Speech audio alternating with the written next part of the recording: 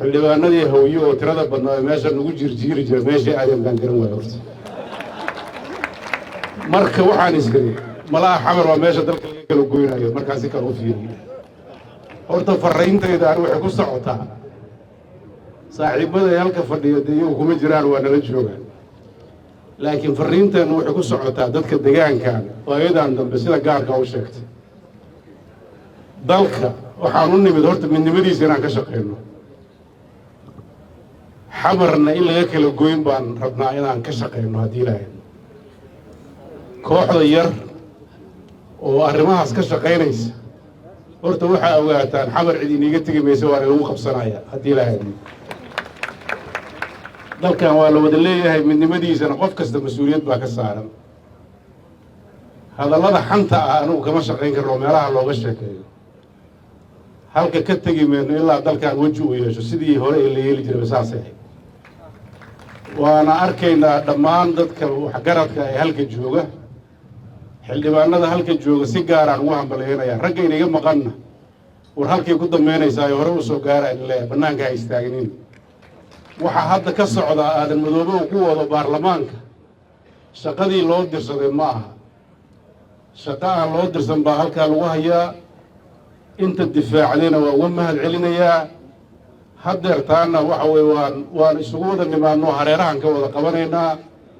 bulshada kale cabursan oo islahayd malaha waa la iska kala irdhoobena waxaas intay iska dhaafaan siday ahaan jirtay cabdiqaybdiid baa halka ka hadlay runtii hadallo waxtar luu ka sheegay odanimada isagaan u daynaynaa laakiin marakan waxa weeye odanimo keliya ma rabtay xisaabtan bay rabtaa ma garata in la wada hadlo oo dalkan af loo saaro uu u baahan yahay madaxda hadda joogta villa soomaaliya iyo dadka ka agdhow waxay dhahayeen malaha madaxdu ma imaanayso liliga tegi may halkaan in la joogaya haddii la hadlo runtana waa la isugu imaanayaa dalkaana waa la wada difaacayaa midnimadiisa iyo horumarkiisa marka waxaan jeclaan lahaa insha allah shirkaas ka hor dhici maayo runtii hadalladan xataa inaan dhaha ma rabin laakiin marka indhaha dadka fiirfiiriyaan waxaan isiri dhowr qof baa ii muuqata amiin jeeso iyo maxaa la yidhaahda gamaadiid iyo cabdiqiib dhowr baa ii muuqata waagi hore halka inta kale iyagaa ka orod badnaan jiray markii horeeto halkaas fariin baa iiga muuqatay fariintaas inaan sheegana waa jeclahay insha allah fariimo badanna way imaan doonaan dalkan intii aa ka tiraahdeen in kale ku dari maayo samato bixin buu u baahan yahay mustaqbal fiican buu u baahan yahay in xeerarka iyo shuruucda la dhigta la ilaaliyay u baahan yihiin in dadku runtii ay runta abbaaraan oo dalkeenna meesha uu marayo ma rabo inaan hadda ku celceliyo cid walba way ogsoon tahay dalkan waxaa keliya ka dhiman in doorasho uu galo waxaa kaloo la hayo waa iska hadal dastuur dalkan dastuurkii 2012 lagu heshiiyaa u ah waad 4 sano badankood ama kulligood ka shaqeynayay inay isku dayaan inay dawladnimada ku celiyaan dariiqa saxda ah qaarkood waxaa maanta ku dhiba oon loo ogolayn oo laga mamnuucay baarlamaankii loo dhaariyey inay ummadda Soomaaliyeed ku matalaan qaarkood waxaa dhib ku ah inay jidadka maraan qaarkood waxaa dhib ku ah inay si xor ah codkooda u dhiibtaan anigoo ku hadlaaya magaca golaha mustaqbalka waxaan kaga mahad celinayaa kulligiin juhdiga bixisaan waa arkayseen maalmihii la soo dhaafay cabdiraxmaan cabdishakuur oo 3 saacadood baarlamaanka taagan oo askar iyo xildhibaano kala celinaya waxay ka turjumaysaa meesha uu dalku joogo waxaan leeyahay marka waa soo dadaasheen culays baad soo wadeen waa idiin nimid waa idinla qaadaynaa adkaysta haddii ilaahay yidhaahdo 3 bilood iyo 3 maalmood ayaa ka hartay madaxweynaha madaxweyne xasan sheekh iyo dawladda uu hogaamiyo 3 sano iyo 9 bilood ayaan dad aniga aan ku jiro iyo madax halkan fadhida